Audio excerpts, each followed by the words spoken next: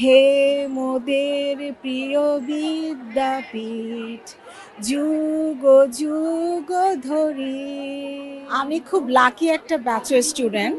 আমি এই স্কুলের 50 বছর পূর্তিতেও ছিলাম, আজকে 75 বছর পূর্তিতেও অংশগ্রহণ করতে পেরে নিজেকে ভীষণ ভাগ্যবান মনে করছি। এরপর 100 বর্ষ পূর্তি আসবে, জানি না ততদিন বেঁচে থাকবো কিনা, বাট আশা করি আমাদের স্কুল সফলতার সাথে এগিয়ে যাবে।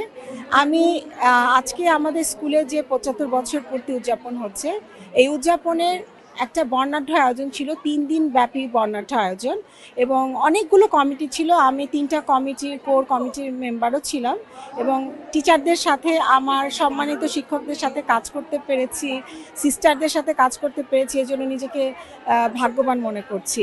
এবং খুব সুন্দর একটা আয়োজন হয়েছে, মিলন মেলা। আমাদের স্কুলের অনেক পুরনো শিক্ষার্থীরা আজকে এসেছেন।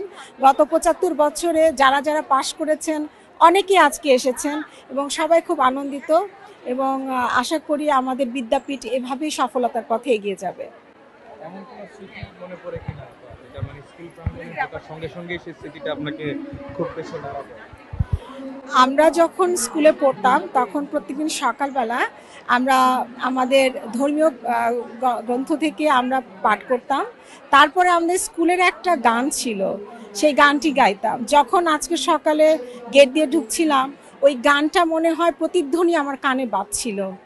হে মোদের প্রিয় বিদ্যাপীঠ, যুগ যুগ ধরি।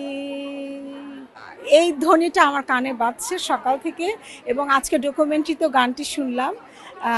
শুনে আমার সত্যি খুব, আমি কি বলবো, খুবই আনন্দিত হয়েছি, কারণ এটা আমরা প্রতিদিন গাইতাম। তো এইটা খুব স্মৃতি একটা মনে পড়ে। শিক্ষকরা অনেক শাসন করতেন। যখন স্কুলে পড়তাম মনে হতো যে একটা জেলখানার মধ্যে আছি, কবে জেলখানা থেকে বের হব। এখন মনে হচ্ছে আসলে সেই জেলখানার শাসনটাই আমাকে একজন পরিপূর্ণ মানুষ হতে সাহায্য করেছে।